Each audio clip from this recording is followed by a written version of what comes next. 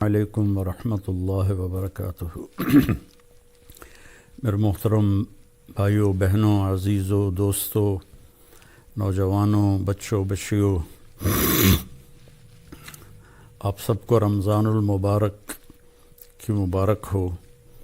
1445 ہجری کا 2024 کا رمضان پاکستان میں اس وقت افطاری کا وقت، عصر کے بعد کا وقت ہے۔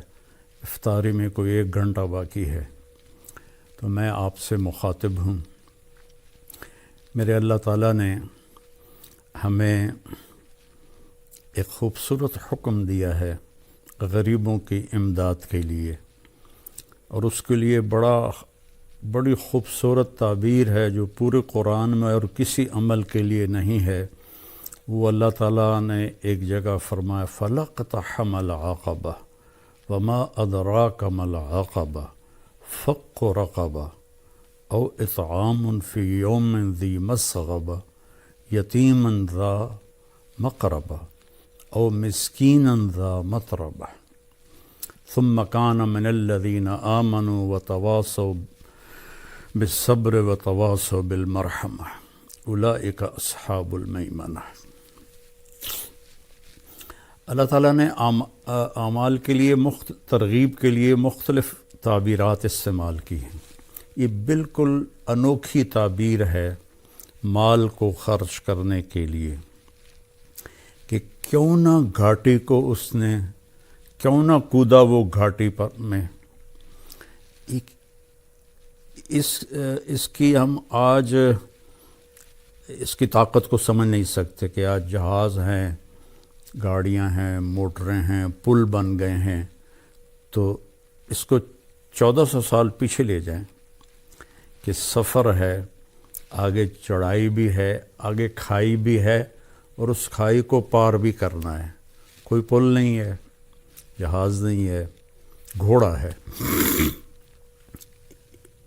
یہ ہوتا تھا کہ پھر نیچے اتر کر پیدل دوسری چڑھائی پہ چڑھتے تھے۔ کچھ لوگ ایسے ہوتے تھے جو گھوڑے کو اٹھاتے تھے پیچھے سے لا کر، وہ چھلانگ لگاتا تھا، اور اس میں جان کا بھی خطرہ ہوتا تھا کہ گھوڑا نیچے گر سکتا ہے، اور وہ پھر الحمدللہ پار اگلے کنارے پر جا کر گھوڑا اترتا تھا۔ تو اس میں اشارہ ہے کہ تمہاری طبیعت پر یہ مشکل کام بتا رہا ہوں۔ کیا ہے کہ انسان کو پیسے سے پیار ہے، اس لیے اللہ نے پورے قرآن میں بِأَمْوَالِكُمْ وَأَنفُسِكُمْ وَجَاهِدُوا فِي سَبِيلِ اللَّهِ بِأَمْوَالِكُمْ وَأَنفُسِكُمْ وَتُجَاهِدُونَ فِي سَبِيلِ اللَّهِ بِأَمْوَالِكُمْ وَأَنفُسِكُمْ۔ اللہ نے پیسے کو پہلے ذکر کیا ہے، جان کو بعد میں ذکر کیا ہے۔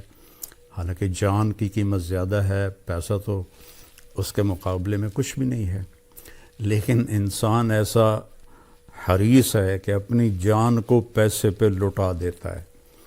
خاص طور پر جو آج کی دوڑ لگی ہوئی ہے، لوگوں کو نہ اپنی صحت کی پرواہ ہے، نہ بچوں کی پرواہ ہے، نہ گھر کی پرواہ ہے، بس سارا دن پیسہ پیسہ پیسہ، تو پھر اسے خرچ کرنا مشکل ہوتا ہے۔ تو اس لیے اللہ نے یہ ایک خوبصورت تعبیر دی، لگاؤ چھلانگ۔ ہماری پنجابی کی ایک مثال ہے، جھگی پھوک تماشا ویکھ۔ ایک دفعہ لگاؤ تو صحیح اللہ کے نام پر، پھر دیکھو وہ کیسے دیتا ہے۔ تو پھر فرمایا کہ وما ادراک ما العقبہ، تمہیں پتہ ہے وہ کون سی گھاٹی ہے جس کو چھلانگ لگا کے پار کرنا ہے؟ وہ ہے فق و رقبہ۔ جن لوگوں کی گردنیں پھنسی ہوئی ہیں، کوئی بیماری میں ہے، کوئی قرضے میں ہے، کوئی قید میں ہے، کوئی کسی مشکل میں ہے، جس کی بچی جوان بیٹھی ہے، ہاتھ میں ایک پیسہ نہیں ہے، کوئی بیمار ہے، علاج کے لیے کچھ نہیں ہے، کتنے مسائل ہیں کہ گردنیں پھنسی ہوئی، کوئی قرض میں ڈوبا ہوا ہے، تو اس کی گردن پھنسی ہوئی ہے۔ تو اس کو اللہ نے پہلے فرمایا گردنوں کو آزاد کروانا، گردنوں کی گرہ کو کھولنا، فق و رقبہ، اس کو رقبہ کہتے ہیں، فق و رقبہ۔ گردنوں کو افق کہتے ہیں کھولنے کو. تو اگر آپ اپنے چاروں طرف نظر دوڑائیں تو کروڑوں نہیں اربوں انسان ہیں جن کی گردنوں میں پٹا پڑا ہوا ہے مختلف مصائب کا، مسائل کا. چونکہ سود کی وجہ سے پیسہ سمٹ کے چند ہاتھوں میں آ گیا ہے، اور عموماً لوگ روٹی سے بھی محروم ہیں. تو ان کا فک و رقبہ، گردنیں چھڑانا، او اطعام فی یوم ذی مسغبۃ، کھانا کھلانا بھوکے کو کھانا کھلانا. مجھے ایک بات یاد آ گئی، 1982 میں نظام الدین گیا تھا ایک چلے کے لیے. تو میں نماز کے بعد تھوڑا ٹہلنے کے لیے باہر نکل جاتا تھا. ایک جگہ سے گزرا تو ایک فقیر بیٹھا تھا سفید داڑھی. تو کہنے لگا کھانا کھلا دو بابا بیٹا. تو میں نے آزمانے کے لیے کہا آپ کھائیں گے؟ ہاں جی. میں نے کہا آؤ. تو میرے ساتھ جلدی سے اٹھ گیا. میں گیا آگے، ایک اچھا سا ہوٹل تھا، میں اسے وہاں لے گیا. میں نے کہا بابا جی کیا کھاؤ گے؟ کہنے لگا بریانی کھاؤں گا. تو میں نے بریانی کا آرڈر دیا. ایک بڑی پلیٹ آئی، اس پر ایسے ٹوٹ کے پڑا. میں نے پوچھا اور منگاؤں؟ میں نے ایک پلیٹ اور منگوائی. پھر اس نے وہ ایسے ایسے ایسے ایسے ایسے ایسے کھا کے، جب وہ کھا کے اس نے سر اوپر کر کے کہا الحمدللہ بیٹا آج 3 دن کے بعد کھایا ہے. اور ایسے پتہ نہیں کتنے پڑے ہوئے بھوکوں کو کھانا کھلانا. یتیم ذا مقربہ، یتیم بھی ہے رشتہ دار بھی ہے، اس پہ خرچ کرنا. مسکیناً ذا متربہ، مسکین جو مٹی میں مٹی ہو کے پڑا ہوا ہے، جو ضرورت تو کیا اس کے پاس سانس لینے کے لیے بھی دم گھٹ رہا ہے اس کا. ان کو میرے اللہ، ان اعمال کو سب مال خرچ کرنے کے لیے ہیں. اس کو اللہ نے کہا گھاٹی پھلانگنا، چھلانگ لگانا. منزل تو اسی وقت ملتی ہے جب آدمی گھاٹیاں پار کرتا ہے. اور شیطان کہتا ہے، ایک دفعہ شیطان کی ملاقات ہوئی اللہ کے محبوب صلی اللہ علیہ وسلم سے. تو آپ نے پوچھا تیرے دشمن کتنے ہیں؟ کہنے لگا 15. آپ نے پوچھا کون کون سے ہیں؟ کہ سب سے پہلا نمبر تو آپ کا ہے. پھر اس نے گنوائے تو اس میں ایک یہ تھا، وہ سخی جو اللہ کے نام پر بے دھڑک خرچ کرتا ہے وہ بھی میرا دشمن ہے. اور ایک اور یاد آ گیا، اور وہ بندہ یا بندی جو ہر وقت باوضو رہتا ہے وہ بھی میرا دشمن ہے، اس سے بھی مجھے ڈر لگتا ہے. اور شیطان نے کہا کہ میں سخی نافرمان سے ڈرتا ہوں اور بخیل عبادت گزار سے نہیں ڈرتا، کہ مجھے ڈر ہوتا ہے کہ اس کی سخاوت اسے جنت میں لے جائے گی، اور یہ جتنے بھی سجدے کر رہا ہے اس کا بخل اسے جہنم میں لے جائے گا.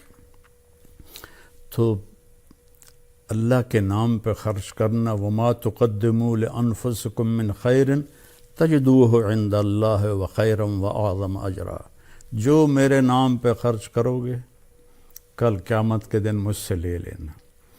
اس ایک حدیث بھی یاد آ گئی بڑے مدت کے بعد، یا ابن آدم افرق من کنزک عندی لا غرق ولا حرق ولا سرق اوفیکہ یوم تکون احوج الیہ. میرے بندے اپنا مال میرے خزانے، میرے بینک میں جمع کرا دے. آج کی زبان میں ترجمہ کروں، اپنا مال میرے بینک میں جمع کرا دے. نہ یہ کرپٹ ہوتا ہے، نہ یہ ڈوبتا ہے، نہ یہ جلتا ہے، نہ اسے آگ لگتی ہے، نہ یہ پانی میں ڈوبتا ہے، اور نہ یہ ناکام ہوتا ہے، بلکہ تیرا مال میرے پاس آ کے ملٹی پلائی ہوتا رہتا ہے. اور جس دن تو قیامت کے دن محتاج ہوگا سارا تجھے واپس کروں گا جنت کی شکل میں۔ تو رمضان کے مہینے میں زکوٰۃ دی جاتی ہے۔ تو میری سارے بہن بھائیوں سے جہاں جہاں میری آواز جا رہی ہے گزارش ہے کہ زکوٰۃ بھی دیں، زکوٰۃ کے اوپر بھی دیں۔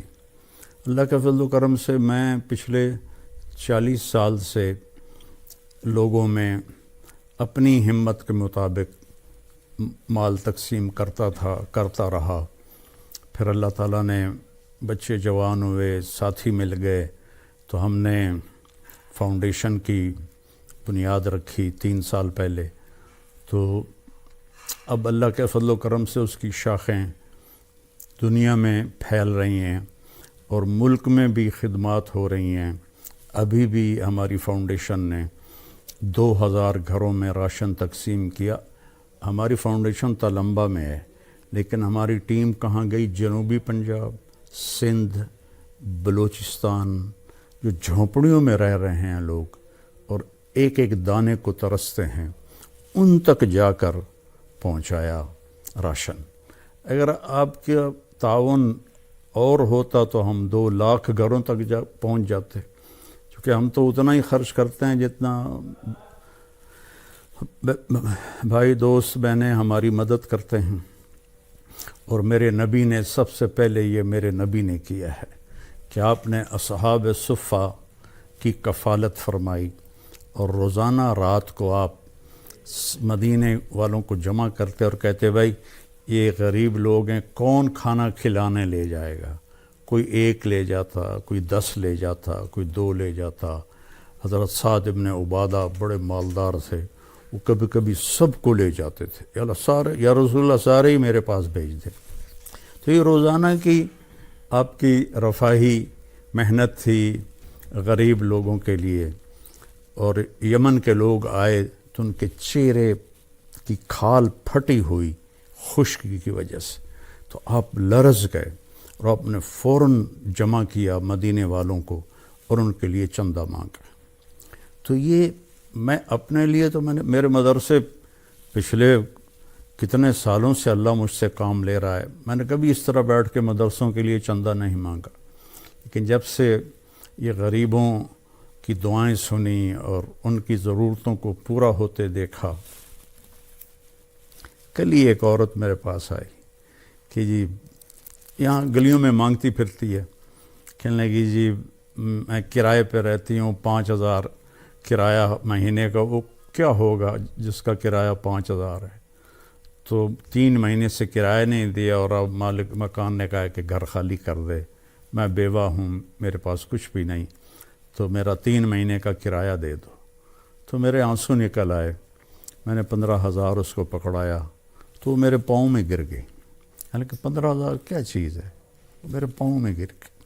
ایسے کروڑوں لوگ ہیں اور اللہ ہمیں توفیق دے رہا ہے، ہم غزہ بھی پہنچا رہے ہیں، اللہ کے فضل و کرم سے ہمارا لنک بن گیا ہے، وہاں بھی ہماری امداد جا رہی ہے، اور ساتھ ہی ہمیں وہ غزہ کے نام پر بھی تعاون کر رہے ہیں، اور یہاں جو ہماری فاؤنڈیشن ہے اس کے لیے بھی تعاون کی میں درخواست کروں گا۔ کینیڈا میں بھی ہمارا دفتر ہے، کینیڈا والے وہاں جمع کرا دیں، پاکستان والے ہمارے تلمبے میں دفتر ہے وہاں جمع کرائیں، اور کھل کے جمع کرائیں۔ یہ سارا آپ کا مال ہے جو آخرت میں آپ کے لیے جمع ہو رہا ہے۔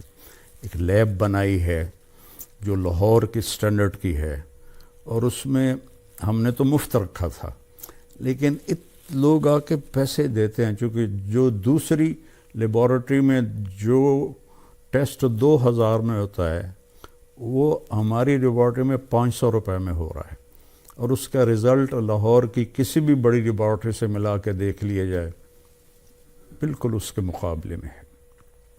تو یہ آپ لوگوں کے تعاون سے ہی ہے۔ میرے نبی نے غریبوں کے لیے چندہ مانگا، تو میں بھی آپ سے اپیل کرتا ہوں کہ آپ ہماری فاؤنڈیشن کی مدد فرمائیں، زکوٰۃ بھی ہو، زکوٰۃ کے اوپر بھی ہو، صدقات بھی ہوں، نفلی بھی ہوں، فرض بھی ہوں، تو یہ سب آپ کے کھاتے میں جمع ہو جائے گا۔ اور میرے نبی کا فرمان ہے کہ سخی اللہ کے قریب ہے، لوگوں کے قریب ہے، جنت کے قریب ہے، دوزخ سے دور ہے۔ اور بخیل آدمی اللہ سے دور ہے، جنت سے دور ہے، لوگوں سے دور ہے، جہنم کے قریب ہے۔ تو آؤ بھائی بہنوں، جنت کا سودا کریں اور اپنے اللہ کو راضی کریں اللہ کے نام پہ خرچ کر کے۔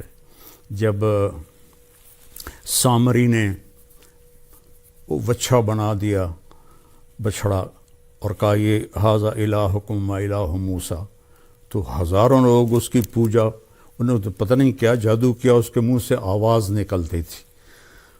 تو موسیٰ علیہ السلام کوہ طور سے واپس آئے تو دیکھا وہ بچھڑے کی پوجا کر رہے۔ تو اللہ تعالیٰ سے پوچھا یا اللہ کیا حکم ہے؟ کہا ان کی توبہ یہ ہے انہیں قتل کرو۔ تو ان سب کو قتل کیا گیا، اور موسیٰ علیہ السلام رنجیدہ سے ہوئے تو اللہ نے ایک دم جنت دکھا دی کہ دیکھ تیرے بندے یہ جنت میں بیٹھے ہوئے ہیں جو قتل ہوئے ہیں۔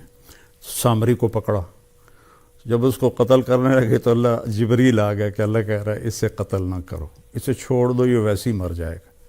موسیٰ علیہ السلام حیران ہو گئے، یا اللہ سارا کام تو اس نے خراب کیا، وہ ساری بے ایمانی تو اس کی تھی، سارے نے سجے تے پا چھڑیا، تو انہوں فرما رہے ہو بھی چھڑ دے وہاں کی وجہ ہے؟ اللہ تعالیٰ فرمائے کم وقت سخی ہے بڑا، تو سخی نو قتل کرنا مینوں چنگا نہیں لگتا، اے آپے نو میں مار دیواں گا۔ تو وہ بخار سے مر گیا تھا۔ تو میری اپیل ہے آپ سب سے کہ آپ کھل کے تعاون فرمائیں۔ السلام علیکم ورحمۃ اللہ۔